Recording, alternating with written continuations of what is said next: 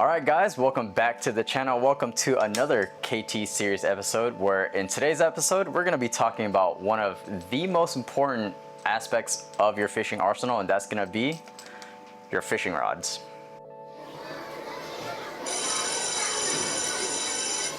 Alright, ladies and gentlemen, let's get to learning.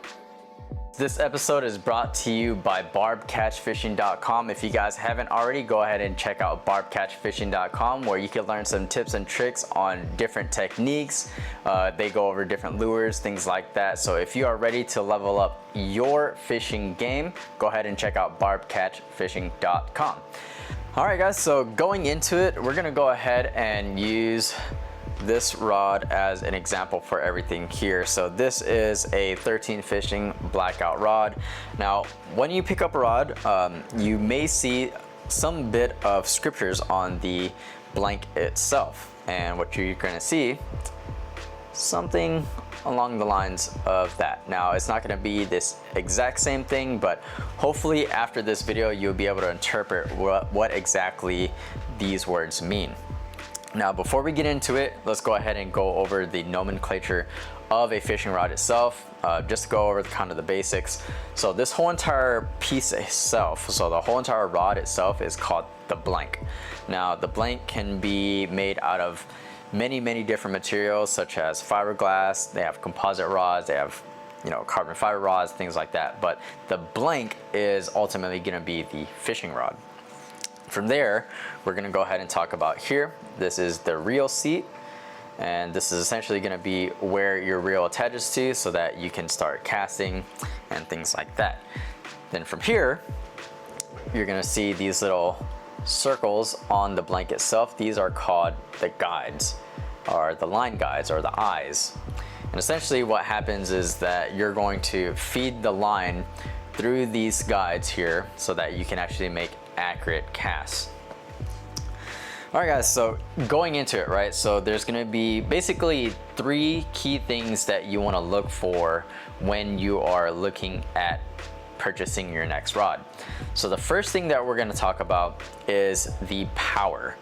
Now here on this rod in particular, you'll see here that power MH, and the definition of the power, so the power can be defined as how much weight the blank can take before it starts to bend over, or before it starts to kind of give.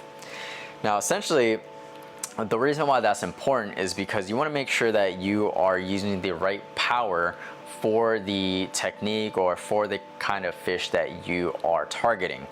Now some of the powers can go from ultralight to light to medium light to medium heavy to extra heavy, so on and so forth.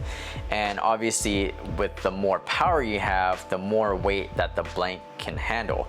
But keep in mind that generally the higher the power, the more sensitivity that you begin to lose. And what I mean by that is with an ultralight rod, you'll have a lot more sensitivity because the material is going to be a lot thinner, it's going to be a lot weaker, it's going to be a lot more whippy, but by nature it's going to be more sensitive. But also it's not going to be able to throw as heavy lures as, let's just say, compared to like a medium heavy. So a good example would be this guy right here. So if you were to look at it, this medium heavy power right there goes from 3/8 of an ounce to 1 ounce. So basically this blank is optimized for that weight. So 3/8 of an ounce to 1 ounce, and this is a medium heavy. If I were to compare that to this rod right here, which is my Phoenix Feather, this is a heavy powered rod, and the lure weight for this one goes from 1/4 of an ounce to 2 ounces. So that's 1 whole ounce that this rod would be able to handle over that rod without compromising its ability to give you sensitivity, to give you durability, things like that. Now, that is just a general reference. Can you throw 2 ounces with this rod? Yes, you can, but it's not recommended because you can break the tip of this rod, because this rod is manufactured to go up to a 1 ounce. So just use that as a rule of thumb. But essentially the power is going to be the amount of flex, or the amount of weight that the blank can handle. So the higher the power, the more stronger it is, but the less sensitivity you gain. And that goes off to the other side of the spectrum as well, where the more sensitivity you have, the lower the power, but the lower the durability is. You have more sensitivity, but you have a higher chance of breaking it, especially if you are throwing lures that are out of its rating. So that's talking about the power. The next thing that we're going to talk about is the action. And going back over to this rod right here, doesn't necessarily say what action it is, but if you look closely there, you'll see that it says fast. So that part in particular is talking about the action of the rod. Now the action can be defined as how far down in the blank the rod will bend before it gets to what's called the backbone. Now the backbone is going to be where the rod just no longer starts to bend, and that is like the limit of where the rod will actually bend. And a good example that I can show you is, this is going to be my crankbait rod. This is my Phoenix X10. This is a moderate action. As you guys can kind of see there, you kind of see that, you know, there's a lot of give, it's very flexible, things like that. I could actually go further down the blank before I hit that backbone. Very, very parabolic rod. Now, if you were to compare that to this Phoenix Feather, again, this is my heavy rod. This is a fast action, I believe. It's either a fast action or extra fast action. Either way, this is going to be a faster action than that moderate bend.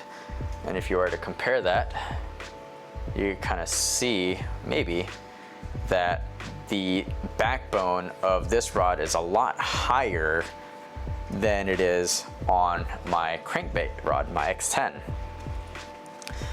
And the reason why that's important is because the action of your rod is arguably the more important thing to consider, because this is when you're going to go into the realm of technique specific things. So you don't want to have a rod that's too moderate or too parabolic if you are fishing a technique where you need a lot of horsepower, where you need to definitely like set the hook and you want to drill that hook through that fish's mouth. You don't want to have something that has a parabolic bend, because it'll bend further into that blank to where that backbone is just deeper in the blank, where you need a technique or a rod that you need to have higher in the blank or higher in the backbone. So that completely didn't make sense, but let me actually kind of explain that a little bit better.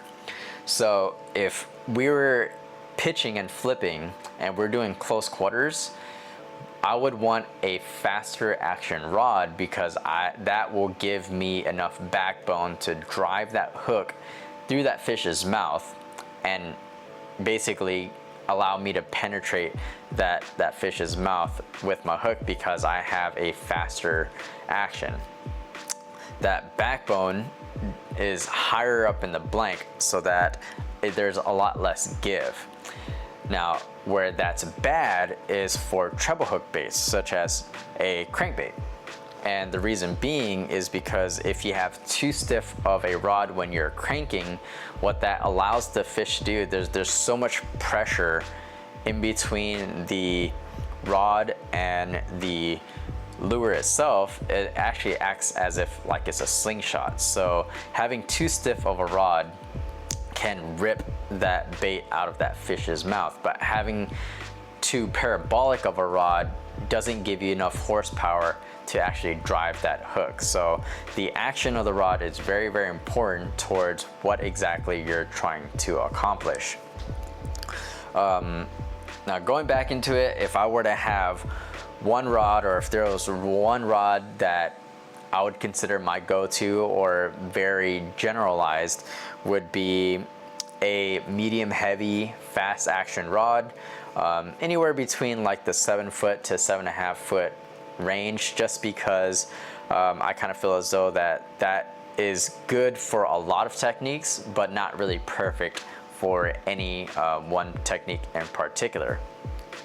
Now, the reason why this is all important is because as you kind of advance in your fishing career, or as you advance in your fishing level, you'll find that there's going to be rods that are made better for some techniques than others. And that's actually why I carry 10 rods with me on my kayak, because every single one of those rods has a specific taper or is built a specific way to tailor off of that specific technique. So a good example would be my Phoenix X10. This is a medium powered moderate action rod. I use this for my shallow cranking. This one right here is a Phoenix M1. This is a 7 foot 2 inch medium heavy fast action. Then this is what I use for my top waters. And then another one that I have here is, again, my heavy pitching and flipping, which is a Phoenix Feather 7-1 heavy extra fast action, or I think this is either extra fast or a fast action, but either way, all of my rods or all of my setups are made to do a specific thing, which is why I have so many rods on the deck with me at all times. But again, guys, going back over to it, you do not have to get something specific in order to catch fish. Now, will it help you in landing more fish? Absolutely. But is it required? Absolutely not. You know, I started off with like I remember back in the day, back when I used to live in Texas, when we were fishing like rivers and small ponds and things like that, I would go over to Walmart and we would buy those Shakespeare micro spins, I think it was called. But those things were like 5 foot ultralight rods with like 500 series reels. They're really made for panfish and, you know, smaller game fish, but I caught a lot of largemouth on that. I actually caught quite a bit of hybrid bass inside there as well, and had tons and tons of fun doing it. So you don't need to spend a lot of money to have fun out on the water and be successful. So that's really one of the driving points that I want to give you guys, is that you do not need to go out of your budget to be successful on the water. Go out there, spend money, spend your money on something that you can afford.